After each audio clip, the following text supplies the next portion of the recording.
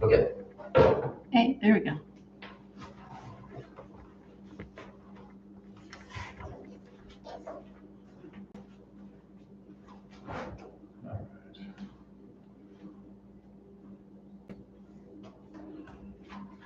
It is 6:33. I will call the meeting to order. First on the agenda is the approval of minutes from our last meeting. So do I have a motion to approve the April 8th, 2026 Benton Township minutes? Motion to approve the April 8th, 2026 minutes. Second. All right, we will vote by roll call. Dodds? Yes. McInerney? Yes. Husk? Yes. Motion passes. Next up is our series of reports, starting with the financial report. Okay, so for April, we had 0 expenses or budgets for our Township Roads and Infrastructure Fund. In our rainy day fund, we spent $24,986 in April, leaving our year-to-date expense of $24,986, a remaining approved budget of negative $24,986, which we should correct tonight with our additional appropriation, and a cash balance of $18,540.96. In our township fund, we spent $2,234.43 in April, leaving our year-to-date expenses of $16,018.75, and a remaining approved budget of $98,981.25, and a cash balance of $98,357.01. In our township assistance fund, we had 0 expenses, leaving our year-to-date expenses of $324.40, a remaining approved budget of $19,675.60, and a cash balance of $123,531. In our recreation fund, we spent $170.80, leaving our year-to-date expenses of $1,751.12, a remaining approved budget of $4,748.88, and a cash balance of $11,794.59. Our COVID donation fund is holding steady at $450.22, and our volunteer fire department donation fund is at $3,378.70. We received 1 deposit for a reimbursement for our deductible for paying for our ice dam, and that was $236. That went back in our township fund, which is how we paid for the repair of the ice dam. Our local income tax is still $1,382.83, and our trust ending in account earns $681.53.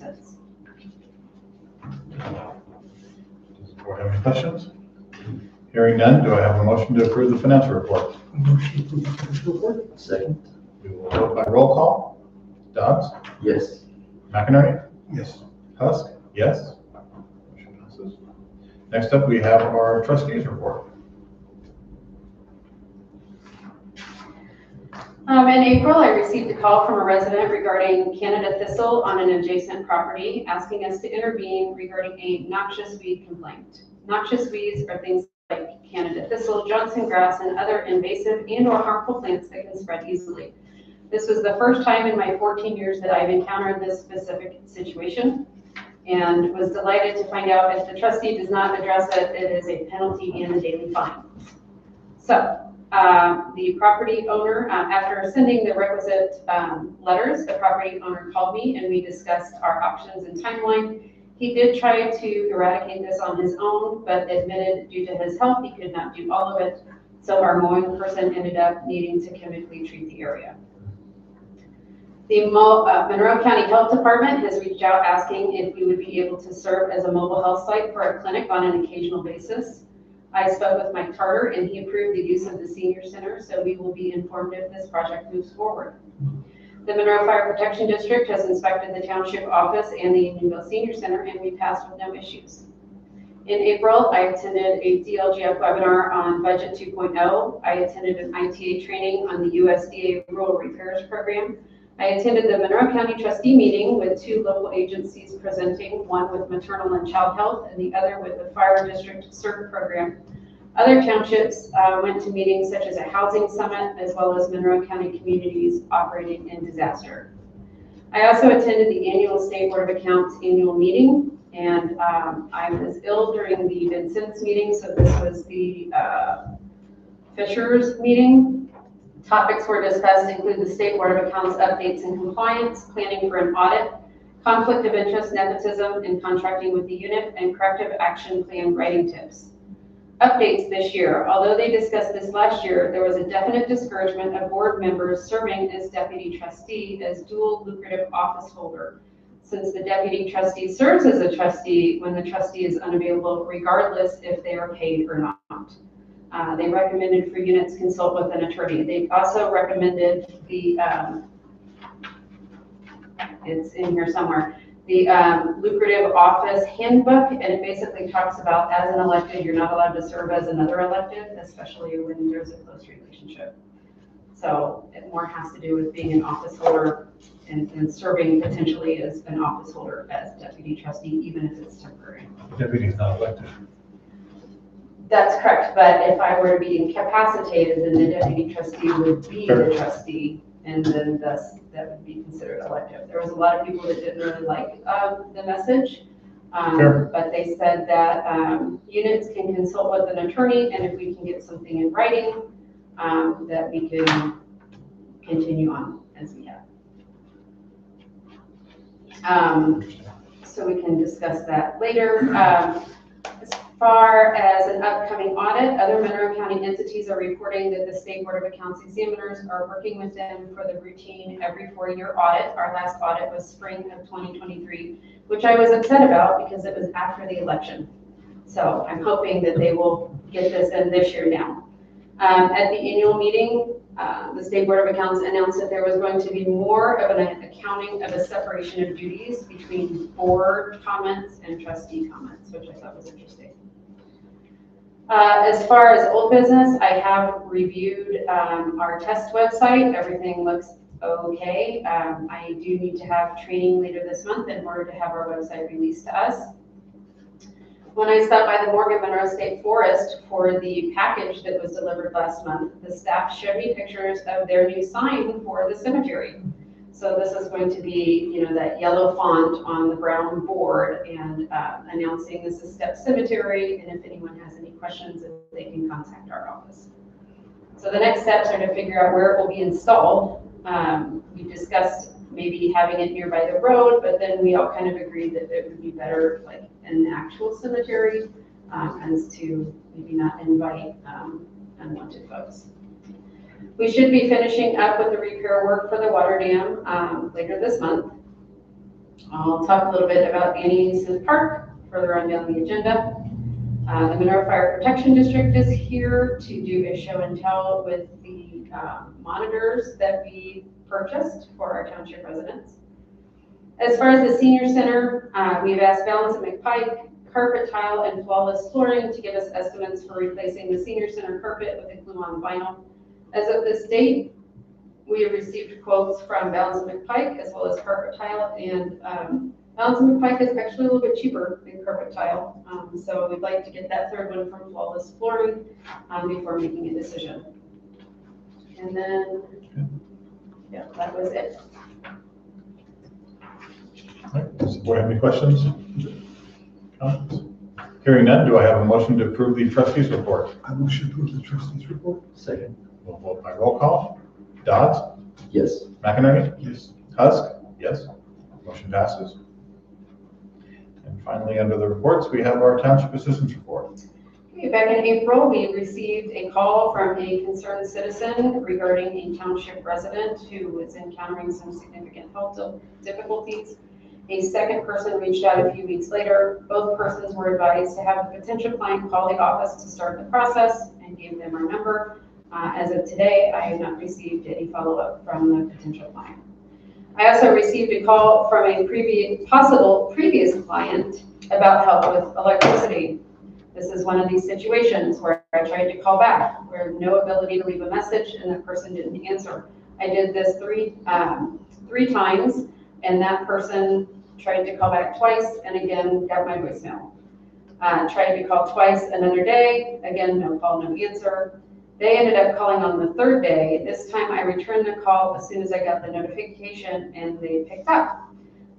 They live in Brown County, and so they were referred to the Jackson Township Brown County trustees. So this was our 6th request this year, And the second one from a confirmed township resident. This was not a confirmed township resident, but of our 6 that we've gotten this year, 2 have been from township residents.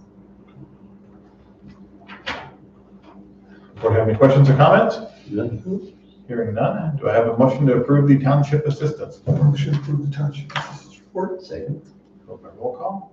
Dodds? Yes. McInerney? Yes. Huss? Yes. Motion passes. All right, starting up next, we have old board business, and I would like to add the Monroe Fire District demo of EMS equipment to the agenda. So do I have a motion to add them to the agenda? I motion to add them to the agenda. Second. All right, we'll go by roll call. Dodds? Yes. McInerney? Yes. Huss? Yes. Motion passes. All right, wonderful. Thank you for coming and bringing, I see here an example of it. Yeah, my name's Toby. I'm with Monroe Fire Protection District. You want to come up here? Yes, I can make that.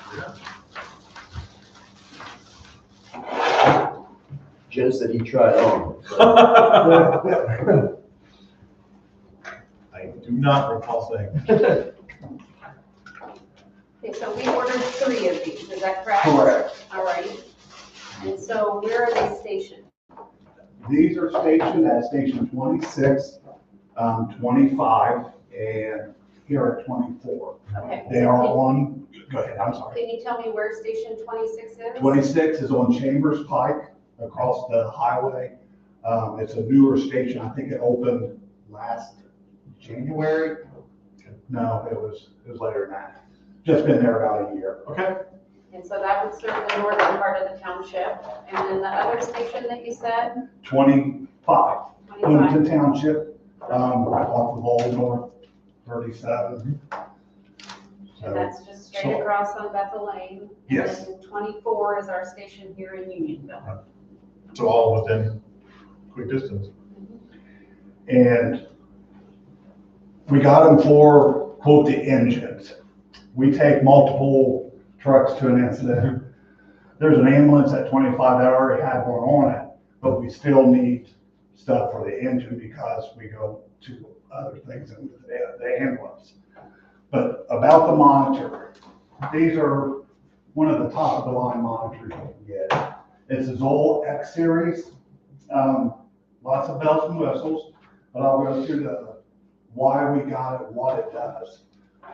SpO2, if you guys have been to the hospital or a doctor lately, that goes on your fingers. What that does is tell you how much oxygen's in your blood. It's an infrared, so it reads that. Blood pressure, put the blood pressure on. What's nice about this, it automatically takes it. You put it on, it takes it, and I got it set for 5 minutes, which is on a trauma patient. You're supposed to do it every 5 minutes. So you leave it on, it does. You don't have to remember. These are the leads. If you go and get like an EKG, these are what we hook up to. All the little stickers on your chest, we do that. When we do that, number one, we have never done this before as an EMT. None of the departments had this at all. We were always allowed to put this on, but we can't interpret it, and we still can't interpret it. But we can put this on and transmit it to the hospital and say, hey, this person's having chest pain.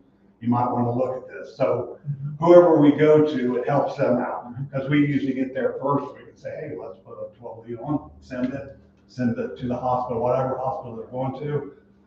That doctor looks at it then. Blood pressure cuffs can come off, so you can put on different sizes. A lot of little things like that, but what is that?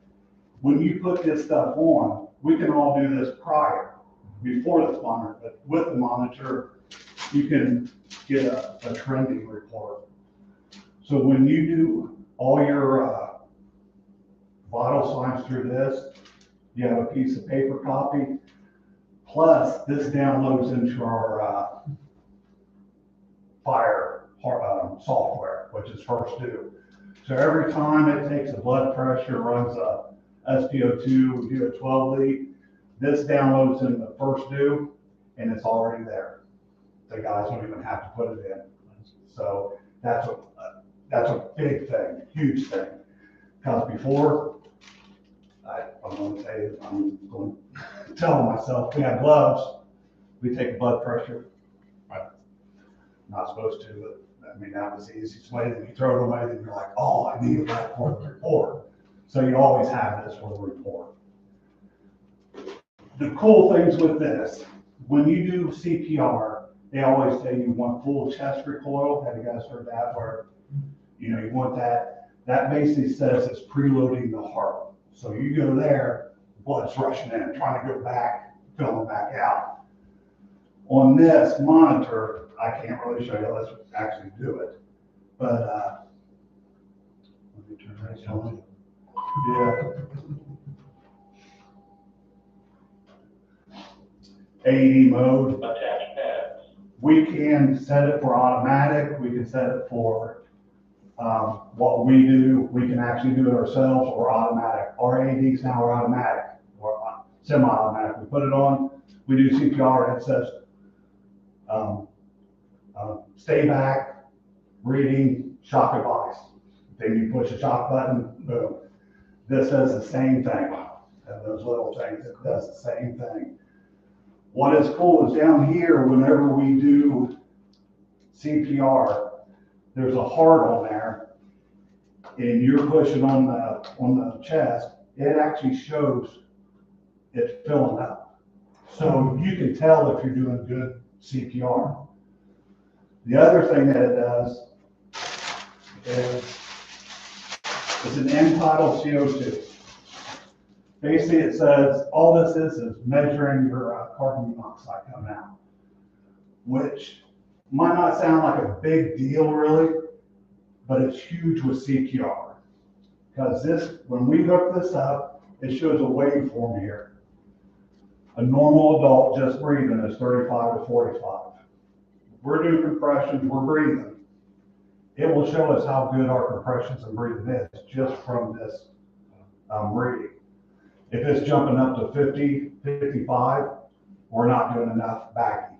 We're too slow on bagging. If it falls down, we're doing it too fast. We're not letting it release.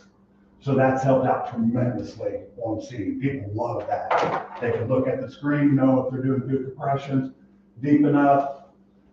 The other thing you guys always learn, 2 to 2.5, a third of a baby, 1.5 to 2 inches for a child. On this, So that's the inches for CPR. Right? yeah. What's good with this,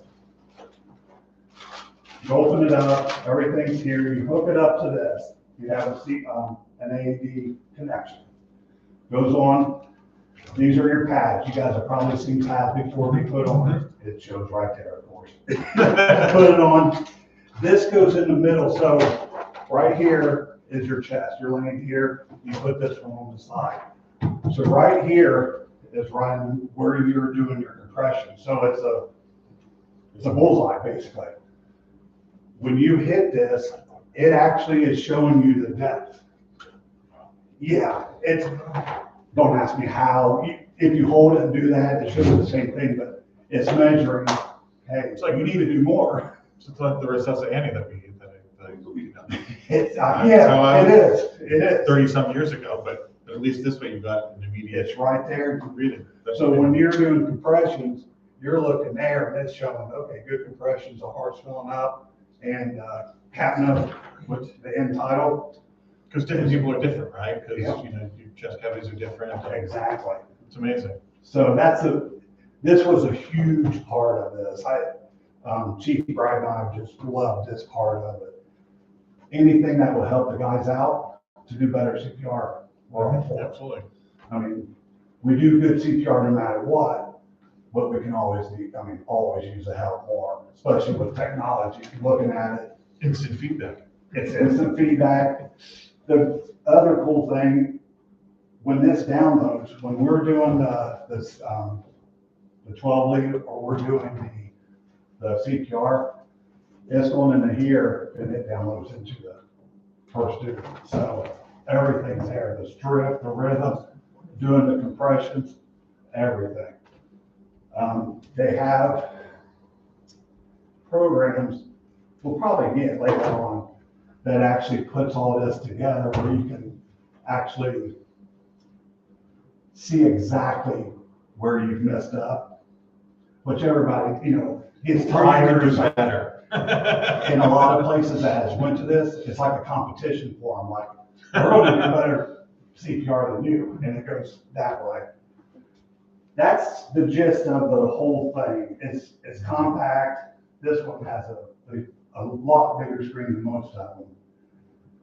I'll be honest, it was Chief Brad and me, we put this out on the ambulances first.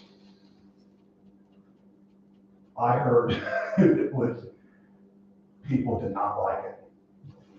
They were just like, why are we getting this? Why? And I was like, well, it does all this, da, da, da. They're used to the regular AD. Heard about it, and probably last year, people were fighting to get these. Because we had 4 and we had 1 on the engine, on the ambulance. We only had 2 ambulances, so we put the other ones on the engine. When we got the other 2 ambulances, we took those off the engines, put them on the ambulances, and they just about flipped. So it looks complicated, but it's not. All it is practice, evolutions, keep on doing it. Any questions on it? I can go way out in the weeds if you want to. I'm trying not to. So has this been used for any Benton Township runs so far? I know these are new. Yes, I do know that Station 25, over on 37, has used it several times. I believe Travis Terry used it the other day.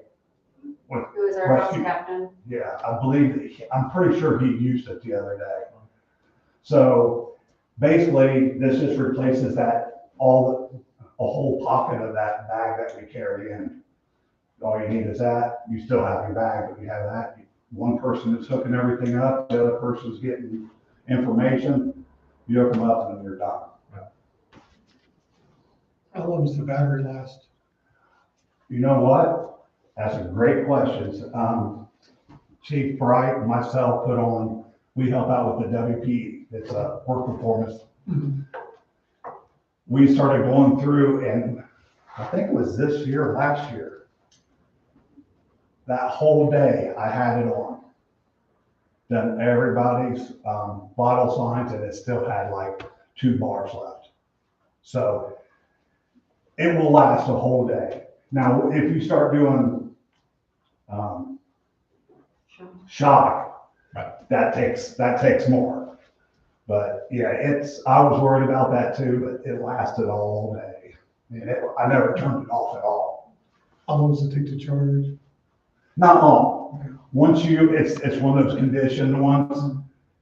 What's good is that we have spare batteries for these, and we're trying to get 2 per unit. And the reason being, you have one in it, you have another one in the pack here, then you have one charging. So if this one goes down, you have another one to put in, you take that one, put it on the charger, take the other one, put it in the back. So that's in the perfect world, and I think we got 3 of them per monitor. Were there any other townships that also chose to purchase these types of equipment? Yes, we have 2, I believe 2 or 3 from Van Buren, Rita at Van Buren for Station 29, which is at the airport. 39, which Stanford on down, old 45 I mean, and 23, I think, out at Kirksville. So then Perry, Clear Creek, I think, bought one, or Monroe Fire or something, bought one for the rest. So every single station in our area has a monitor. Every single one. So no matter what engine, squad, whatever they take, they either have this or an AED itself. So they will always be prepared. Going to or from, you never know. So when you go on a run, how many people do you have? You have an EMT generally We, on the truck? yes, we have all EMTs. Okay, everybody's straight. You have to be EMT basic Okay. to work. We are EMT basic only, but we can transport because of the ambulances. We are not ALS. That means you're a medic. You have a medic. Basically, all we can't do is give drugs. I mean, that's, and start IVs. Well, we can still do epinephrine, we can do aspirin, we can do a lot of stuff. But to be hired, you have to be an EMT because we have 70% EMS runs. So we have to be proficient. We have to be good at what we do for the EMS side of it because that's our community. Can you administer Narcan? Yes. Okay. Yeah, sorry, yeah. Narcan, we have Ascension St. Vincent as our protocol. And they are very, I don't know if I would say aggressive, but they let us do so much. I mean, as EMTs, we basically can do what the state says we can do, and she will back us with it. So Narcan, and even that on, I don't know if I can get to it from here. Right here on these sides, they're called soft keys. I can actually bring this up and I have epi in there, I have a tourniquet. All you do is hit it and it timestamps it. So it comes out of that, so you know exactly, someone says, hey, when did you get So this? that's right on the piece of paper. Yeah. Okay. Yeah, it's, Well, that's amazing. These are really nice. The reason I brought that up is the fentanyl, you know, all that. yeah. Is to say that I watched a program about in cities, they're training everyone to use Narcan. Narcan. And I went through the training here last year. But they're, in some cities, they're training, they want every citizen to carry it, and then be able to administer it, so. I agree. It's a sad epidemic, but that helps it. But, I mean, we need something to help the people that has addiction, and that's one of the things that can reverse it, so why not use it? And we have Narcan at the station at a box. There's a box of Narcan at the door. That's at, I believe I don't know if it's at 26 yet, but it's a program where it's at every station. So That's great. anybody that, it doesn't matter who, they can come up and grab it. So it's just kind of like an anonymous, we don't care who gets it, you might need it, take it. So What's the lifespan? it's a good question. When I was an EMT with VHOS, the lifespan was basically the new technology that came out. I've worked with some very old monitors, nothing wrong with them, but there was a newer, better. The biggest thing that people like more is the screen. The original screens were just small, you couldn't, compared to these. So that's why a lot of people like old, because physio control is a huge screen, you know, shiny new object. Well, it's got good angles to it, noticing that. Yeah. Read it from. And you can do different colors, the home, the blood pressure, snapshot with anything. That's for like the 12 lead. Go through the non-invasive blood pressure.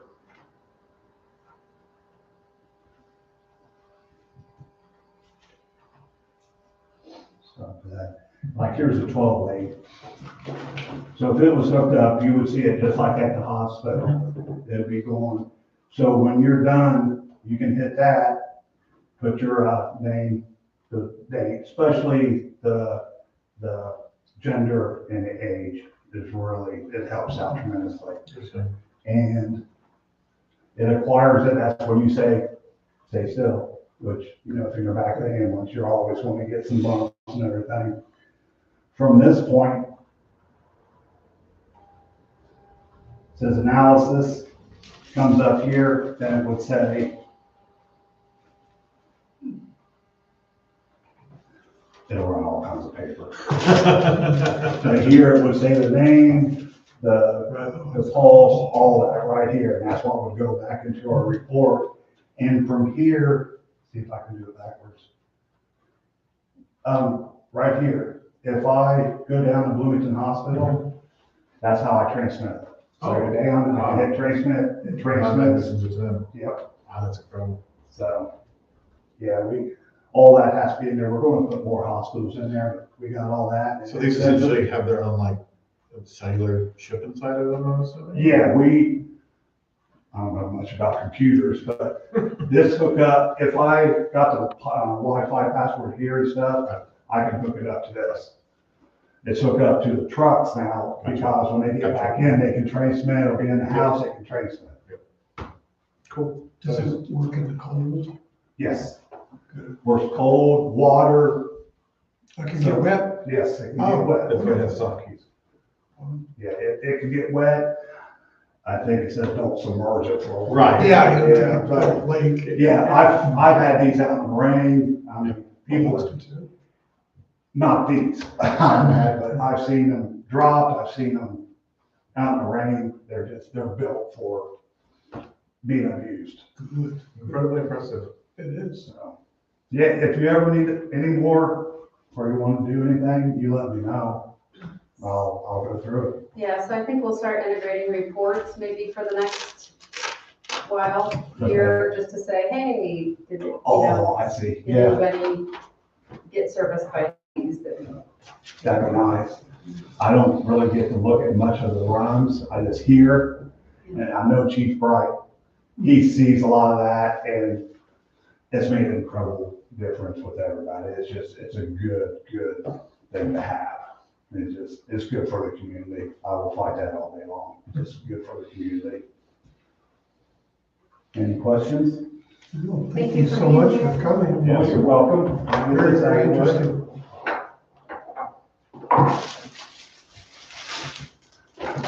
Take 2 trips here. I'm glad it lasts a while. That's good. Yeah. That's a good question. Well, I've done it on purpose, and we just want to see how long it lasts. Thank you for coming. You're welcome.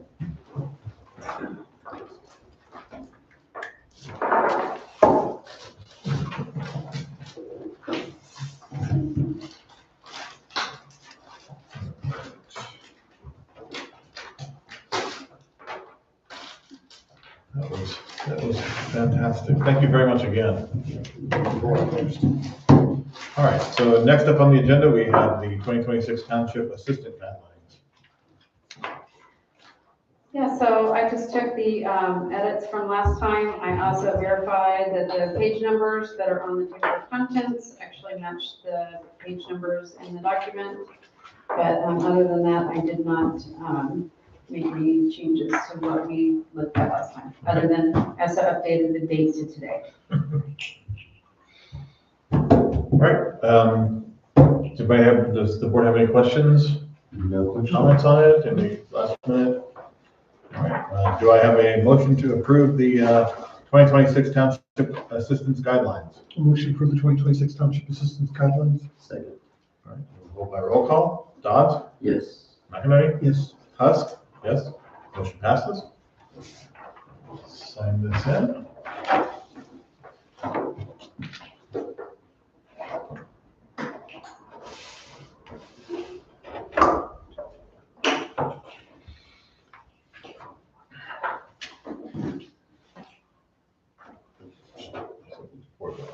Right. No, Wait, this under, yeah, right, on that line there. okay. This is secretary, so that's separate, okay. They're all different.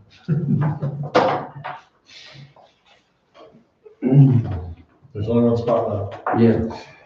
I was trying to decide if I wanted to sign, you guys sign, lean back to the right. But I'll try and be easy for presentation purposes. All right, next up, we have the 2026 Danny Smith Park requests. Okay, so earlier we had talked about, being available to volunteer to help. We were emailed on April 8th asking to help on April 11th, which was opening day. I asked if there were any other options that were available that could be done, and I have not heard back. Regarding the equipment, they've been looking at slide options. You want me to read the email? Yes, please. A company came out to inspect the site, but unfortunately the hill layout was not compatible with their specific slide types. I am still hoping to replace both the slide and the merry-go-round if a slide isn't feasible. I am looking into climber options as an alternative, but slide needs to go up ASAP. Even replacing one of those items would be a great addition, especially since our registration numbers have grown from 216 to 228 families. I am also working on several grant applications with mid-April deadlines, though it may be a while before we hear back from those. And I did ask her about the status of the remaining projects that they had left between last year and this year, and if they thought that it was going to cost as much as we had granted them, and I have not heard back. How long has that been? I replied back April 8th. So, 4 5 weeks, okay. Thank you. She did attach some estimates as far as the equipment she's talking about, and they range between $3,800 to $11,520. And then the slide ranges from Oh, yeah. $2,448 to $6,656. So again, we had allocated $40,000 for them last year. We've spent approximately $25,000. We just don't know kind of where they're at with their projects that they said they would complete.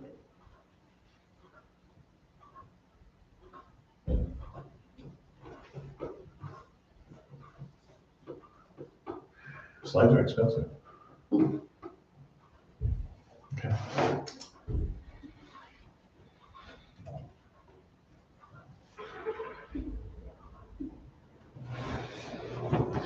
So, any plans on moving forward? We're gonna mail them again? I will when I get back. Okay. All right. Board have any additional questions, comments? Is that something that we have to approve if they decide to do a slide, or they have the flexibility to do that on their own? Well, the original project that we met with them last year did not have a slide in that, so I would consider that a separate request. Plus, it would be nice to know if they're applying for grants, if any of the money can go for that. Agreed. Yeah, I like the idea. I would prefer to see them finish some of those other projects that we discussed before.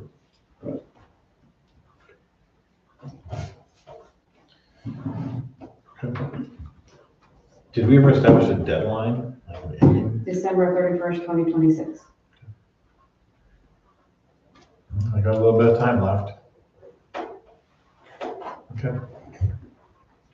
Well, I guess, wait to hear back during our next meeting. Cool. Any additional comments? None. Next up on the agenda is the North Tunnel Road updates. We received the appraisal of this property by appraiser Jeff Golden and came in at a market value of $3,300. And our attorney confirmed that we would need to do a publication notice and notice to adjacent property owners. When I informed the resident about these updates, he stated this was getting too pricey for him and that as long as the township retained the property, that he would like to put a pause on this process. That makes sense. How much did it cost to get that appraisal? It was $250, maybe $350. So that would increase the appraised price, well, the current appraised price plus that, And then we got the attorney bill today. which was. Oh, we can-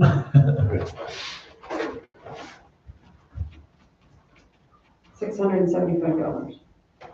Okay, so now we're at 4,042.50-ish, 4,300, about 4,500. And I mean, if assessed values, property keep going up, that will just continue to increase over time. But $4,500, $4,500. It's 3/10 of an acre, or three? Yeah.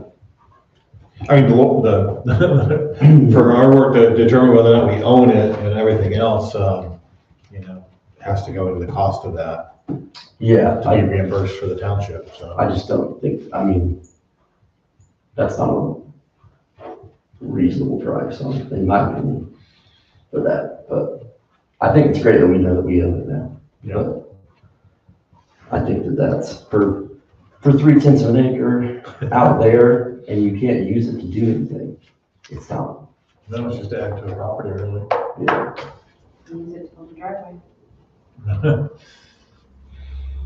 I mean, yeah. Potentially. If they were just to roll out that. All right, well, I mean, I'm glad that, like you said, I'm glad that we know. Now we have all the information that we need if this comes up again and how to proceed promptly. I did find it interesting that they said that we would need to notify and that was our lawyer that was, Doesn't that but that's go not, against the actual, we have in writing that we do not have to do that if it's under $50,000? And well, it was under 15,000 and we just had like modification, like we didn't have to post it in the newspaper, we could just post it on our website. But the notification for the adjacent property owners would still stand. okay. And we would need to notify them within 10 days of us deciding to move forward. Oh, I got you. So there were some modifications of our earlier process. I thought that it says that there is no process if it's under $50,000. Well, that was my guess, and I'm just saying I got that from the attorney that there is still, even though it's that little of an amount. Can we get a second opinion? Okay, I'm fine with that. It does seem weird though. Yeah, I mean, that seems to conflict to me, but I'm not an attorney by any means, so. Well, but that still wouldn't matter if the resident doesn't want to pay. Right. Right, I'm just for I think, future purposes. I'd be happy to, reassess that if there was any interest in. so where did the original information for the under 15,000 or 50,000? I don't remember. Okay. We did this back in 2016, I remember. and so I may have said that we may not need to, but Gotcha. that was my, I thought we had something where it said it right. It's irrelevant. I just thought that I read that there didn't have to be a formal process for something under the value of 50,000, but Yes, If I they- thought that I read that as well. yeah. So that just seems to conflict with what the attorney said, but it doesn't, it's irrelevant. I guess if we're not moving forward, I think it's great that we know that we own it, and then that's the end of it. That's the end of it. And again, maybe it's not for us to determine, but that price for that amount of land that you could not do anything with unless maybe the neighbor bought it and maybe got a driveway approved. It's not worth. That seems like a very unrealistic value to me. so in the Google Drive, I attached the appraisal so you can see, and then they did compare it to actual market values of within the last 2 years of East, North, Monroe County, and Northwest Brown County. So they felt like it was area wide for an additional property that you can't build on. I mean, that very well could be. I just find that in the real world. Pricing has gone up a lot. Oh, could you sell it to somebody that can't do anything with it for that price? I don't think you could. Yeah. I mean, I think that the market for it is very, very narrow. Yeah, I mean, a schoolhouse maybe? yeah. A memorial, I mean, memorial schoolhouse. Yeah. Well, if you have questions, review the appraisal documentation and the addresses, and Okay. if we need to talk about it again, we can. sounds good to me. Or have any additional questions? No, I'm fine with it, but I just find that interesting. All right, that concludes old board business. Now on to new board business, and starting the first of 4 items is the rainy day fund additional appropriations. Yeah, so we talked about this last month. So this is, we had set aside the additional appropriations last year for the Danny Smith Park projects.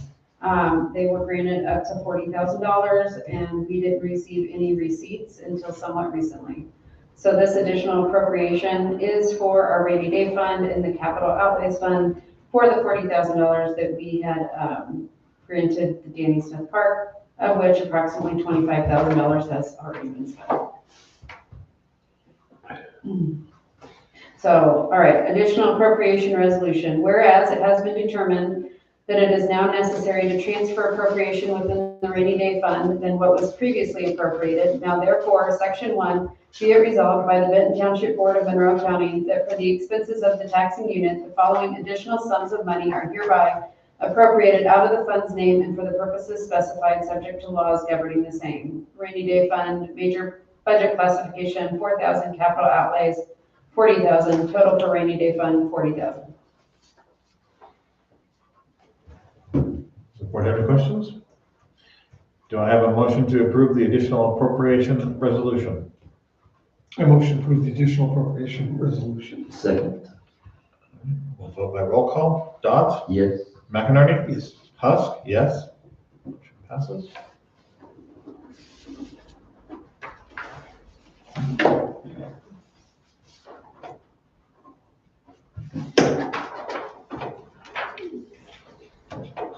When you were Your saying, name's there.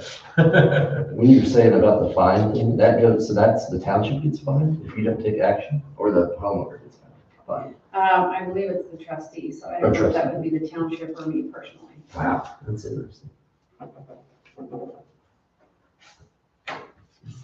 I'm not going to jail. Is that part of it too? That's yours. Education policy.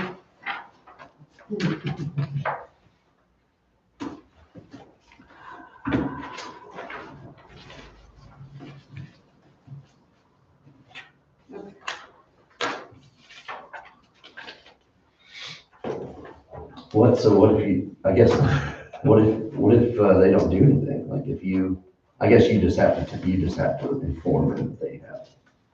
Yeah, and I do believe, so I think homeowners are responsible, but the trustee is responsible for enforcing it. And it's like, you can smother it, you can pull it, you can apply chemicals. And if you apply chemicals and it accidentally hurts something else, you still are protected if you acted in good faith. But, yeah, I mean, you guys have the computers, not me, to look up Indiana Code 15-16-7-2. Yeah, that's interesting that you could be. Well, I mean, next up on the agenda is the 2026 vegetation policy. Okay, so we've had a vegetation policy since I believe 2019. We've received a vegetation complaint from one property owner about his neighbor for the last 3 years for unmowed grass. He complains that due to high grass, that bees have nested and stung neighbors while they were trying to mow the grass without permission. The pollen makes his allergy worse. There is mold on the decking and that it is decreasing his property values. While driving around approximately 1/2 mile or so radius, I found several other properties, including the adjacent property to the west of the complainant, that look very similar in terms of plant types and height. So I thought maybe we could take a look at our vegetation policy. And number 1, in regards to the rank vegetation, so we have noxious weeds, which are the list of things that we have to take care of, like Canada thistle. Then we locally can decide what is rank vegetation, what is acceptable in our area to have. So in our current vegetation policy, it says rank vegetation shall not apply to certified wildlife habitats or parcels where owners are allowing vegetation to return to a natural landscape habitat. In these instances, Benton Township residents shall, 1, ensure, and this is my edits, but I did ensure that noxious weeds, I added, and invasive plants are not permitted to grow. And then I would also update, ensure a minimum border of 2 feet of mowed area, because what I was finding as I was driving around, we originally had 4 feet, which is wider than this table, and that people were doing like just the teeny tiniest little strip. I even thought of observable, perimeter. So I also thought about adding a picture of what the perimeter is on a property, because there's apparently some subject to interpretation about what that means. So I thought that maybe having a picture of what that would look like would be helpful. So I did drive around, and I do have the pictures of the nearby places. They all look like, especially if you're looking at the area around the house, that there does seem to be an acceptance in general for not having mowed grass, at least at this stage. It could very easily, get worse as the summer goes on. So I have the parcel in question. I have a parcel to the 2 properties west of that parcel on the first page. On the second page, I have a parcel just down the road on the other side of a turn. I also have a parcel going the other way, which I thought was Cash Grain Farm. It is not Cash Grain Farm, so this is somebody's front yard. Then on the third page, this is more of a wooded area that is also on a residential area parcel, but it's got trees. And then down Shuffle Creek Road, there's also unmown grass, but there is a really large perimeter at that point. And then the last page, I have a parcel of a vacant lot on Bremert's Creek. I did not get the address, but I thought I could get it because there's a for sale sign in front of it, but I wasn't able to retrieve it. And then here's an example of a Cash Grain Farm. So this person is quite upset, and it's bothering him a great deal. And at what point, there's a balance here that I feel like we need to be fair about, especially if person to the right, has his grass the same level as the person to the left, but we're only focusing on the person on the right. Do we enforce it on the person on the left, even though there's not a complaint for that? And I know I've talked to this homeowner in the past, and she, doesn't want to use chemicals, and she doesn't want to mow her yard. And it's been this way for at least 3 years now. Is the first picture is the complainant house? This is the house that's being complained about.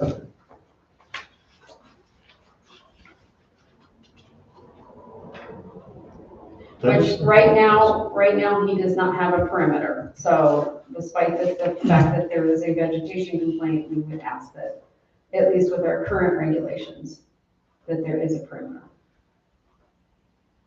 But I've talked to a friend who is an environmental science teacher. She lives in Plainfield, and they have additional requirements. Like, we could enforce that only, you have to be working towards your certified wildlife habitat, or you have to be planting pollinator things, or in the town of Plainfield, she has to make sure that there is a defined path so that someone can tell. But in rural areas, I just don't know that.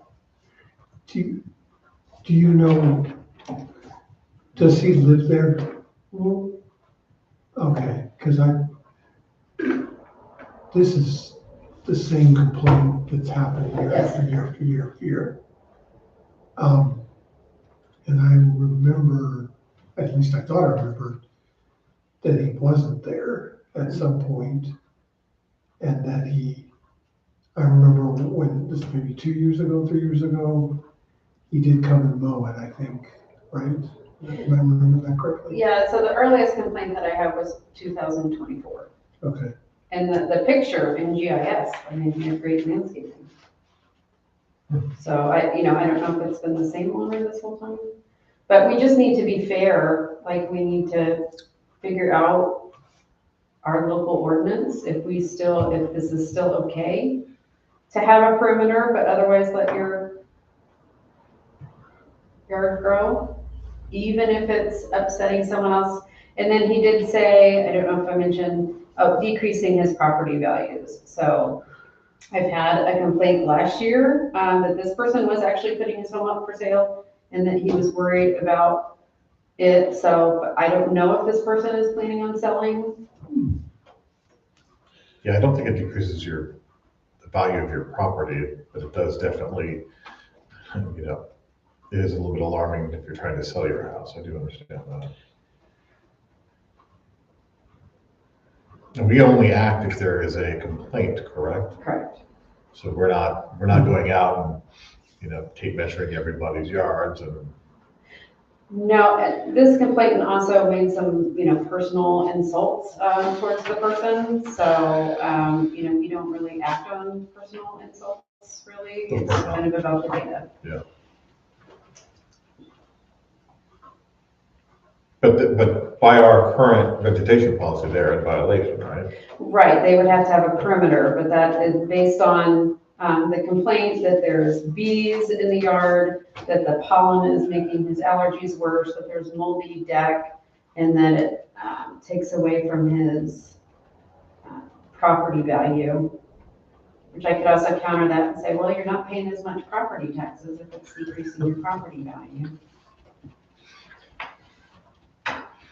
So I live like 4 doors to you have to go down Shelton Creek, but when I had a dog, who's no longer with us, I used to walk my dog and go through the church parking lot and do like a big loop.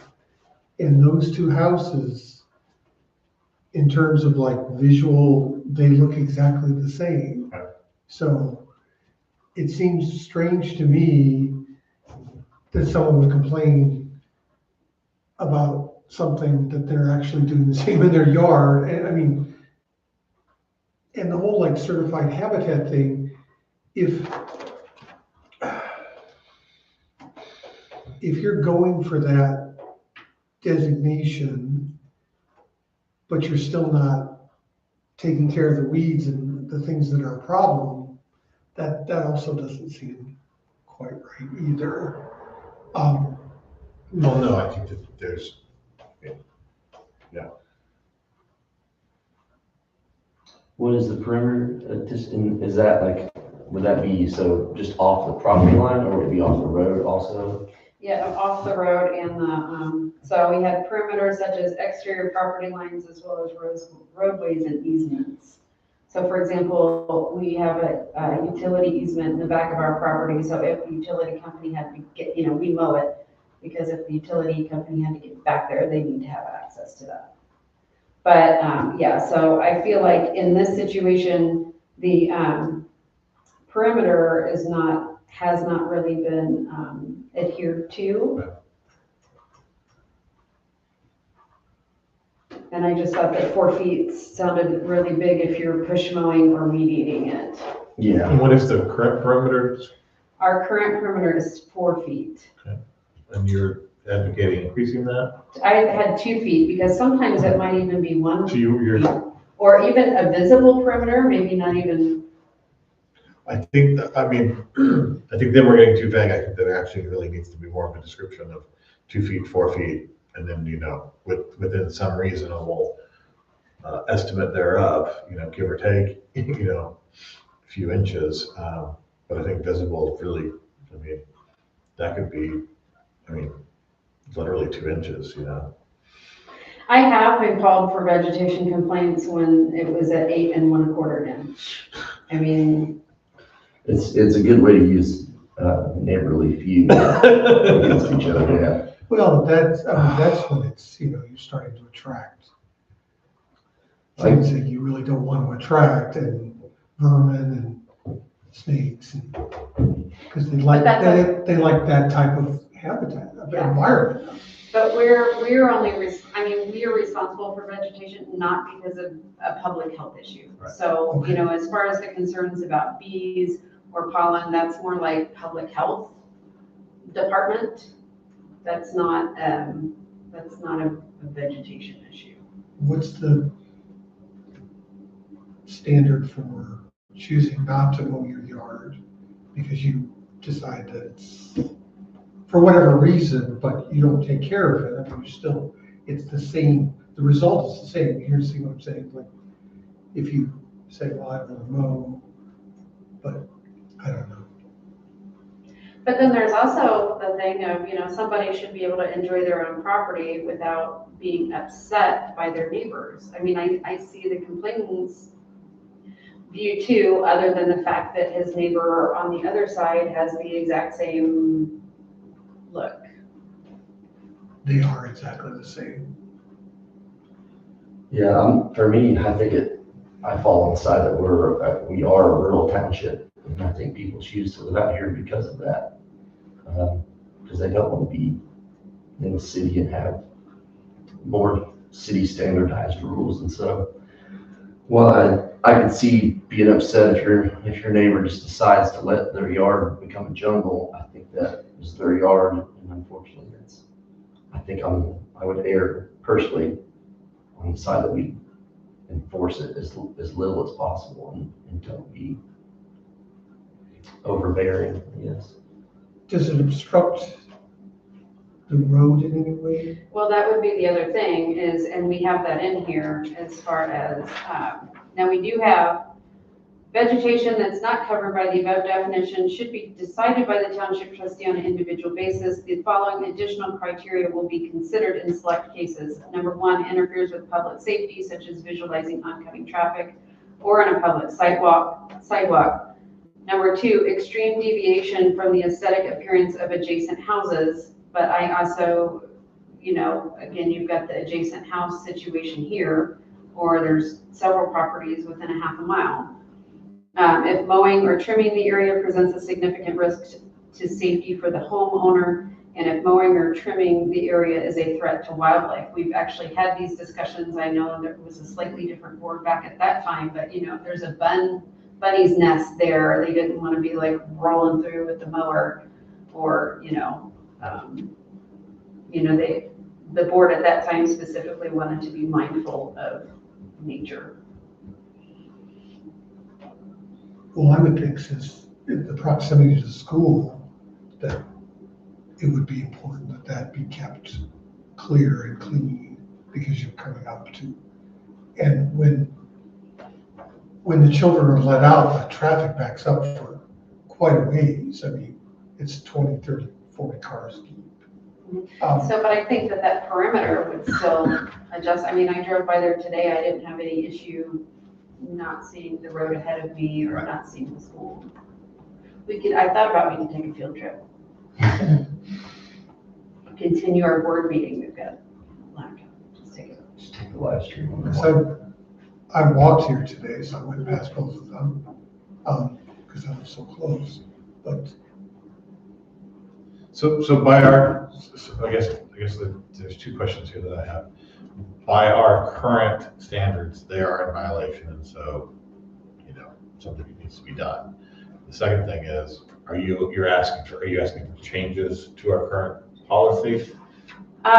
So I was thinking that we could move from 4 feet to 2 feet, just thinking about weed eating from a weed eating perspective, and adding a picture to let people know what a perimeter is, to make it clear what we would be expecting. Is the 2 feet decrease just because it would be easier for homeowners to use a 24-inch or 28-inch deck to be able to mow without having to do it multiple times, or is this just to make things a little easier?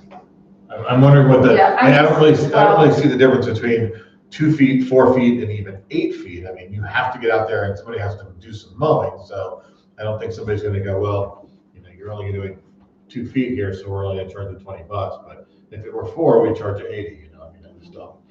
Well, I was looking at that other property, and it seems like they only do like a foot.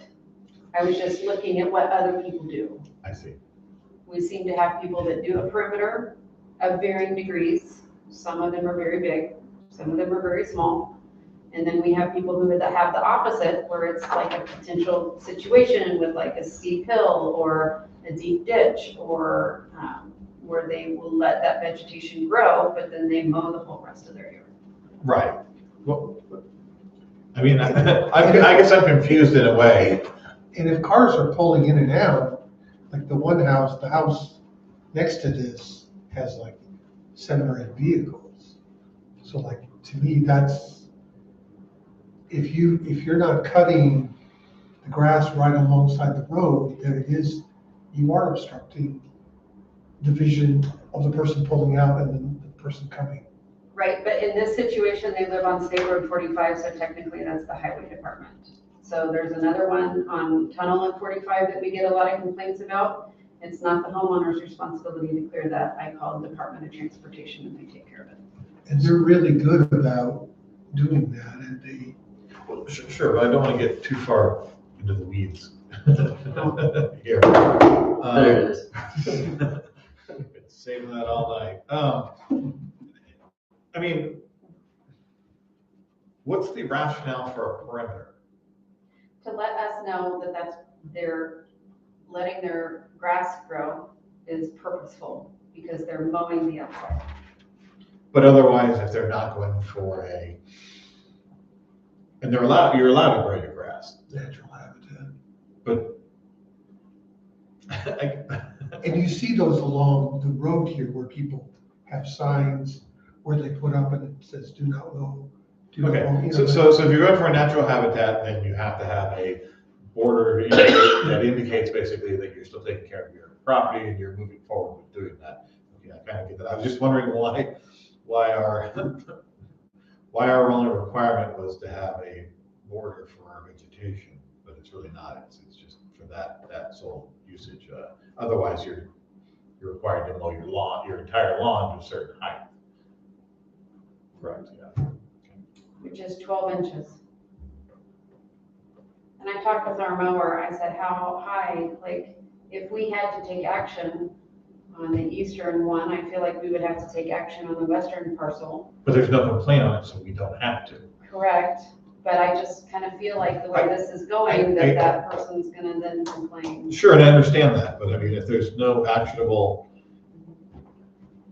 I mean, unless you want to write into the vegetation policy, if a complaint is on one house and houses within 2 additional houses away on either side, front, forward, north, south, east, west, or however you want to declare it, then we can also apply that to them as well. I mean, otherwise it's only on a per complaint basis,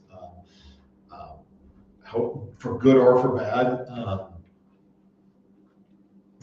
Perry Township has, you have to live within 200 feet of the complaint. I thought that was an interesting one. That may not be a bad, I don't think it is. honestly. But so that means that if you're driving along and you're like, that person's property irritates me, then you don't have any reason to do that. Yeah. I mean, but you also allow for some anonymity, not knowing. I mean, you have that in the policy, it's a neighbor within a certain range. Otherwise, you have plausible deniability going, wasn't me. Yeah. And I mean, how many people are really driving around doing that? So I mean, Yeah. so I mean, unless it becomes, I mean, I'm an advocate for in some of these situations like this. Unless it becomes an issue, maybe we err on the side of more on being more simplistic. And you're wanting to go from 4 to 2 in the context that you are doing a habitat. I don't have any issue with that. I just don't know if we're solving anything by doing that. Are people who are legitimately doing, vegetation like this complaining that they have to mow 4 feet versus 2 feet? Well, if you're older and you're using a push mower, that might be really difficult if your grass is If you have a smaller yard, 4 feet. thigh When you're high. intentionally creating okay. I mean, I don't mind, I mean, going from 4 to 2, that's fine.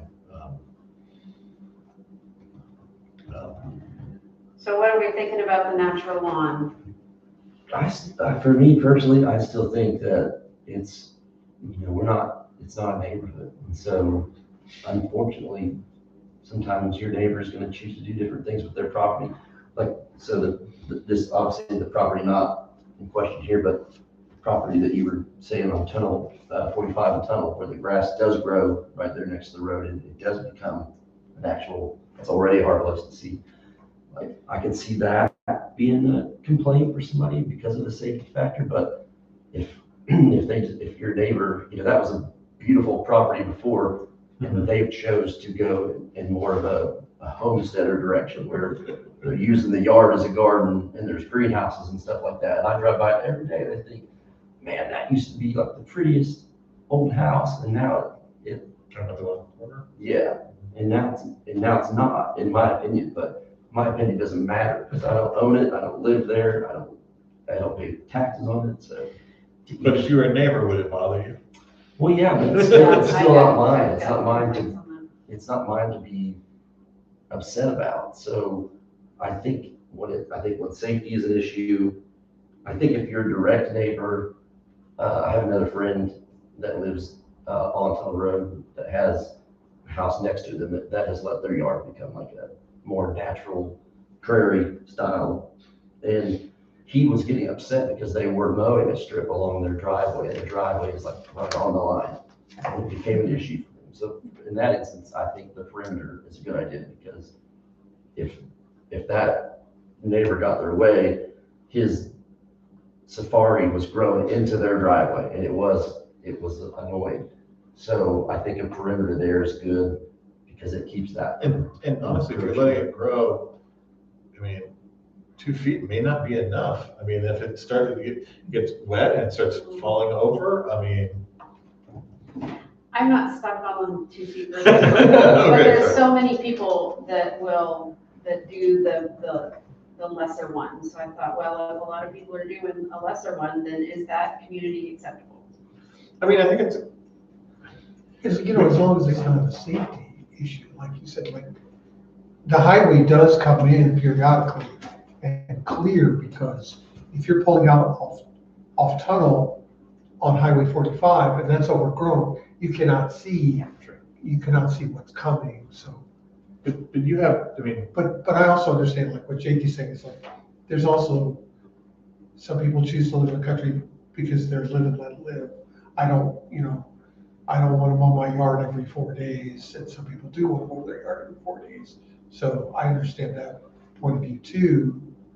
So I don't know what the answer is to, should we amend the policy, or should we just be very specific in what we're asking people to do? Well, I don't think you could. I mean, you're advocating for the let's let everybody do everything. Let's do this for those that want it and this for those they don't want to do it. I think that's not how this is going to work. We need either a vegetation policy that is a one-size-shoe kind of fits all that we can easily define and people understand what that is, or we don't have a vegetation policy and we let everybody do whatever they want to. I'm not sure I'm an advocate for the latter part of that, for multiple reasons. I would want my neighbors to have a respectable yard, just like I would want to have one. And I would want a perimeter for things that might grow into my yard or into my driveway.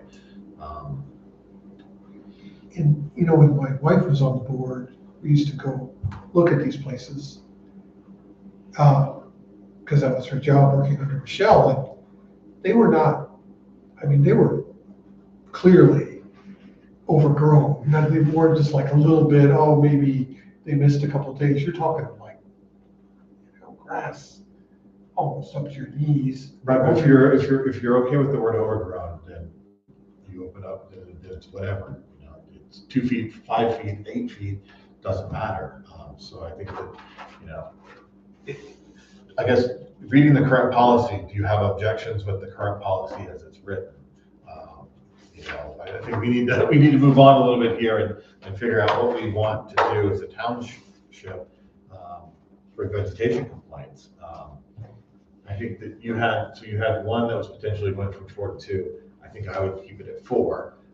But were there other changes in there too? I added the graphic. I like the graphic. I do like the graphic. I will also say that I did ask other townships what their policy was. In this situation, I had the suggestion of, well, can't you go talk to the neighbor?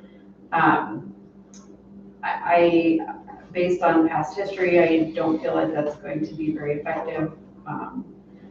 But Perry Township also said that they do not consider overgrown grass in a rural area to be rank vegetation. I would agree with that. I guess that would be my, So is that something that we? But they don't require a perimeter. They do not.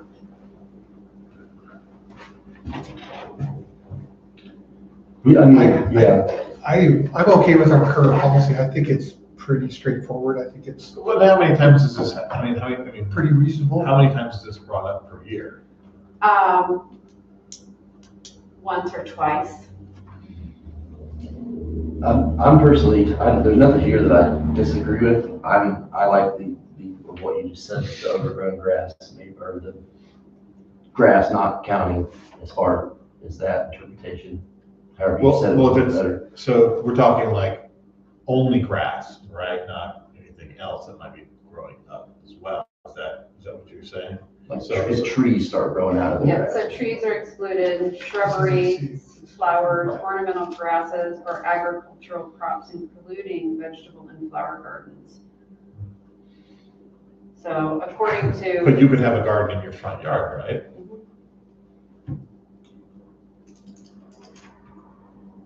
Okay, it's true, okay, I see what you're saying. So if we're including grass and all these other things, then would this fall under needing to be mowed? Well, it's ornamental grasses, which are the, Yeah, those two. Wow. Gotcha. Really high. So not just regular Kentucky bluegrass, Yeah. those would need to be mowed. Unless you are intentionally planting ornamental grass. So we do have a statement that says, overall, township residents must respect the rights of neighbors to enjoy property without reasonable interference, including the value and marketability of the neighbor's property and protection from a threat to the health, safety, and welfare of neighborhood residents. But, I mean, is that only the value and marketability, only if you're putting your property up for sale? Is that the only time that we would consider that? I think. I mean, it's also enjoyability. It does, it also says for residential purposes, so I don't think it's, maybe you can make a distinction as far as like this home that is clearly residential versus the picture like where you have the corner lot where it's kind of more vacant. Right, That, I agree. I certainly see the conflict. I just think overall, the less that you try to enforce, the better, but, Again, this is not, I understand what you're saying, but I don't think that we're getting this, there's not like 100 people at the. no, I know, but if we're trying to fix it. I guess what are we trying to do here? There's nothing that I really disagree with currently. I mean, we passed this one last year, right? So Yes. I think it's fine. I mean, what I would love to see is some township members coming in and saying, hey, I'm getting a vegetation complaint against me. This is what I'm doing, this is how I'm growing, and I would like to have this. That would give me more inclination to say, maybe we reevaluate. I did think about some kind of petition process that they could come and Oh. explain themselves. I mean, that, to But me, then they might have to wait until the next meeting, or would we call a special meeting just to hear? Like, no more than. we can amend our vegetation policy at any time, right? Yes. So,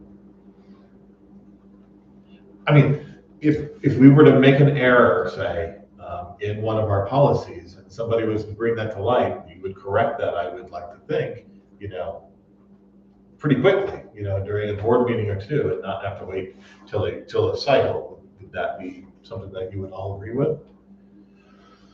So, I mean, I don't know, I think we're, I could add that, not necessarily to this, but if that was something the board was interested in, I could add it to the complaint letter of, hey, we've received this complaint. If you disagree, with the policy, I mean, The only problem is that there is outlined in Indiana code, there is a specific timeline from the time that we receive a complaint to the time that we have to take action. And it's one of these like calendar things, Sure. calendar days and not business days. So let's say, for example, well, I got the complaint yesterday. I have to notify them that I will be inspecting their property. Then I have to send a letter, certified letter, stating that they have 5 days to do it, but then you have to allow 3 days for the mail to be sent, and then 5 days, and then we mow on the 6th, the 7th, or the 8th day. So at what point in there, if we're looking at potentially a 2-week turnaround time?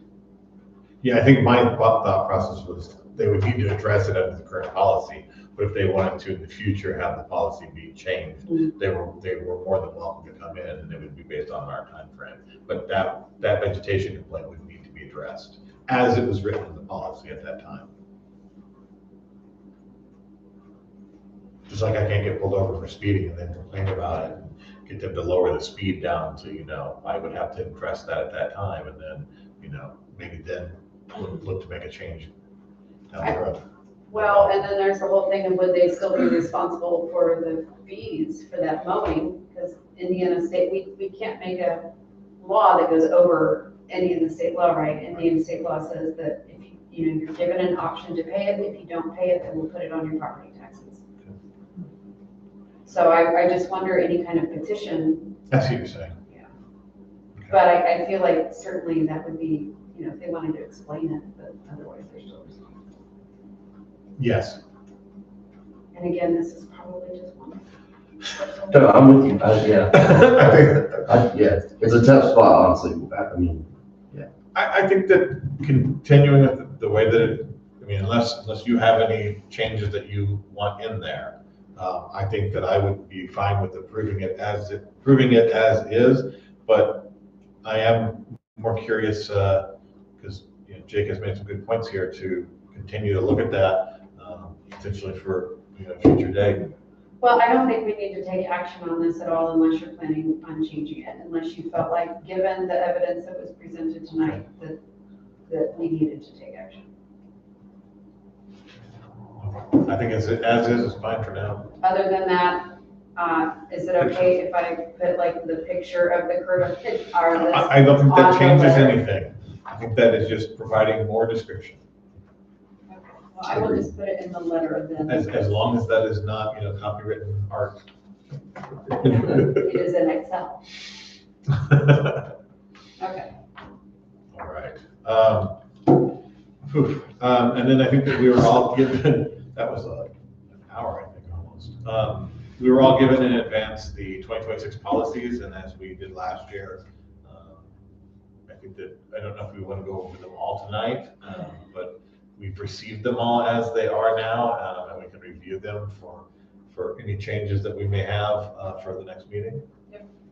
Didn't we pass them all in one swift vote last year? I We think that did, but I don't have them all printed out because my printer started jamming. Oh, But I think we also saved some, I think, as we were revising a few of them. So I don't think we did them all at once, but I think we're in a position where we can. So are there any changes that you're looking forward to changing so we should be on the lookout for? So just. No, Jake's name was spelled wrong incorrectly on one, and then I updated Okay, the year. Then I think that for the next meeting, just if we have them all ready for us, then we can just approve them all together. So we'll put that under old board business for the next meeting and approve them. Unless you have any changes that you find as you're going through them one last time, and if you do, just update us and we'll go from there. Now, everything's worked fine this year as far as the travel policy, I think is super clear, and credit card policy is super clear. Yeah, the travel one was one that we spent a bit of time on last time, so that was good. All right, so moving to the last item on our agenda for the new board business, the 2026 deputy trustee. Yeah. So based on the statements made by the State Board of Accounts at the annual meeting, I was interested in reopening the deputy trustee position to cover for me when I am gone only, and not the part-time office person. This would just be on an as-needed basis when I am out of the township. This would ensure an additional level of coverage for the township when I am gone. Since that meeting, I learned of someone who is a Benton Township resident who just graduated with their master's degree in social work. And so she, if this position were approved, would be interested in helping out. Well, I mean, we would just be going back to what we were, except for this would be an ad hoc basis versus a full-time position, and I have no issues with that at all. The only thing is I initially put this at $60, just thinking about that we had had $50 per day for the last 14 years. And again, we had adjusted everyone else's costs. And then this would not, here's the office, dual office holding guy. Well, this is also, so here's, and the board can take this for what they will, but I think there's a bit of a difference between being a deputy trustee and being an ad hoc deputy trustee, because you're putting this person, you're only activating this individual when you are gone, which basically means that they would then need to be in that role for that. Whereas if you have a deputy trustee, if I'm not mistaken, they may not be doing some things sometimes. They, at the rate, you're advocating a higher salary for them, right? Oh, it was just previously it was $50 a day. Okay. And now it's $60 a day, just with the cost of gas. See, I would actually advocate for 80, or maybe even a little bit more, because this person is going to be in charge while you are away. So they are going to have that responsibility all at once, and any training that they need to get caught up on beforehand is going to be on their own time. This is something that you're not doing all the time, and when you're put into it, you have to get caught up to things and make sure you're ready for it. So I think that 60 might be a little too low. Well, and I talked about in the past, we would have it where usually the person in this office would work 3 days a week or 2 days a week, and so they would work their day. Okay. And then on their off day, they would be checking email and then coming in or whatever. So this would be on an ad hoc, but not just while you're gone. Is that what you're saying? No. Okay. I'm saying that in the past, Sure. this is how we kind of Yes. hybridized it. I got you. But now this person literally would be, hey, They are a trustee, yeah. But, so I guess my point is I had considered in the past an hourly rate, and that might be something either, but you also have to make it worth your while, because this person is having to learn a lot, especially with township assistants and meeting with people. And so, if you're just hey, I can pay you, $12 an hour to check email and then come in and meet with people and things like that. So I just thought a day, whether they're here for 15 minutes or whether they're here for 3 hours. I think 60 is fine. And this would be Monday through Friday, with the exception of if there's a vegetation complaint and they have to go out on a Saturday or Sunday, because that's the law. And so would that be, so when you're gone, they assume that role, but would they be active every day? Because would they? No, but they're responsible. They would check email every day, they would get phone calls, they would return phone calls. I mean, it's kind of like being on call. Right, but what if there is no phone call? They would still check to see if there's any phone calls. I guess I would prefer hourly in that situation, because if you're getting $60 a day, which I know is not much, but if you didn't have to take having to single make phone yourself call, available, though, I think is worth a rate in and of itself, though. You can't go, partying with your friends that day, or you can't go out to Monroe Lake, and go, water skiing with your friends. I think you have to make yourself available, and I think that is a value in and of itself, which is why I was advocating that, you're being thrust into this, and it is stressful. Having been put on this in this role, you are on call, and I think that I think there needs to be something for that. So I would be fine with the 60. Like I said, I think it should be higher, but I would be fine with that per day. And we're only talking about what? Sometimes a week, sometimes 2 weeks. In a given year, maybe maximum of 3 to 4 weeks. Yeah.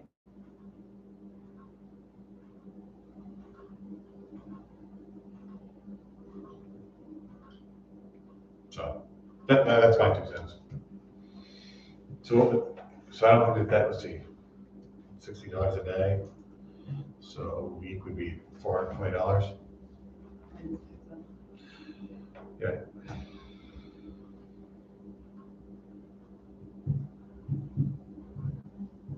Yeah. What would that be? I mean, that'd be $7.50 an hour. Yeah, but you're not spending it. I mean, True. I'm trying, I don't want to like put it mean, because I don't want to downplay the position at all. I just, you can check email from your phone, you can check. But I also think is somebody going to be willing to do this for, $7.50 an hour or $10 an hour? I'm not sure the answer is yes. Yeah, that's fair. When you break it down like that, I guess it's really not. Well, and they have to be in the township and in the county for the duration that I'm gone. Oh, that's Be true. done at the that same you- time. Yeah, And they have to be available. We have people that call at 10 in the morning and they're like, hey, my electricity is about ready to be disconnected. And then you have to rearrange your whole day to come over here and deal with an emergency. We've also had where, hey, I don't have food tonight and my kid doesn't have diapers. So then you're running to Target and, you have to drop what you're doing, run to Target, buy the stuff, go deliver it to someone's house. And sometimes you're doing both. You're doing the electrical disconnect and the food because the person that you're encountering has a bunch of needs. yeah. So it's kind of like, yeah, if Well, you're not also if doing you're- anything, then that's $60. But what happens if you have to do a whole lot?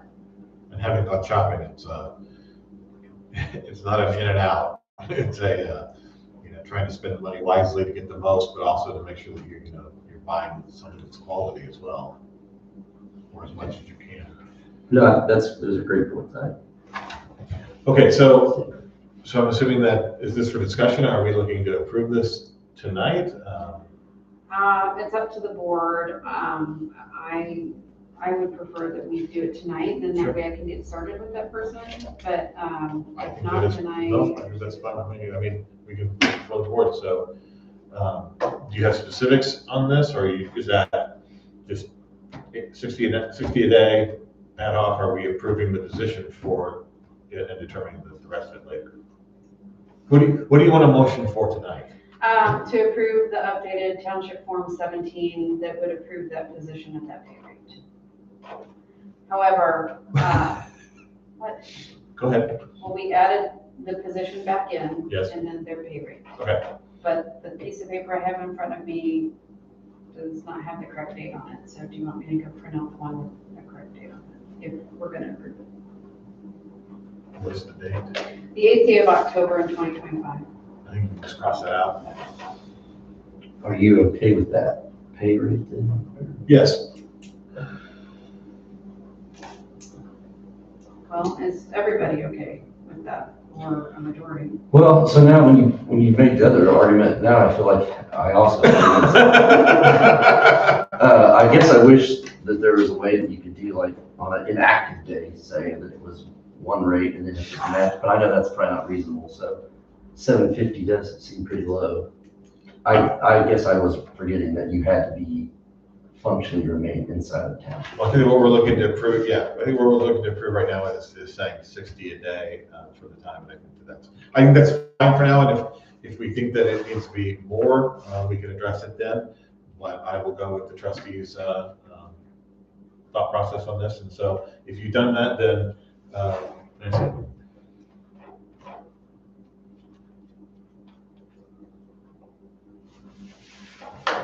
okay, so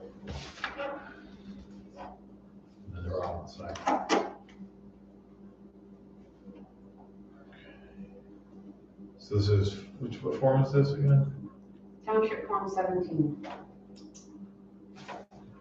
Printer comes up for- All right, do I have a motion to approve the township form number 17 to bring on a deputy trustee at the rate of 60 a day? A motion to approve, You can say I approve that motion. A moment, said motion. Second, We'll vote by roll call. Dodds? yes. McInerney? Yes. Huss? Yes. Motion carries. All this side.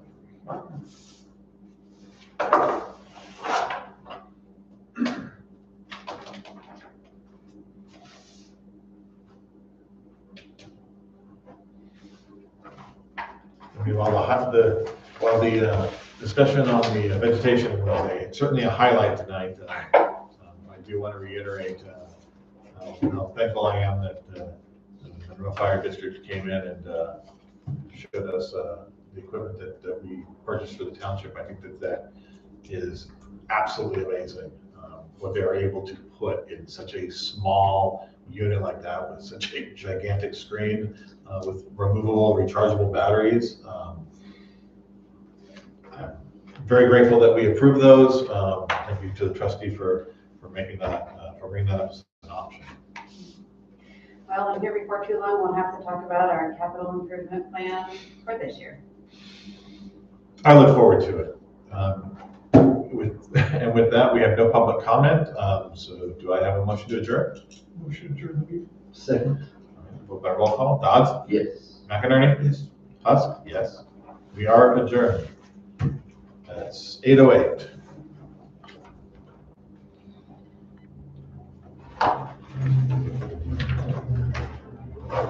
That was a long meeting.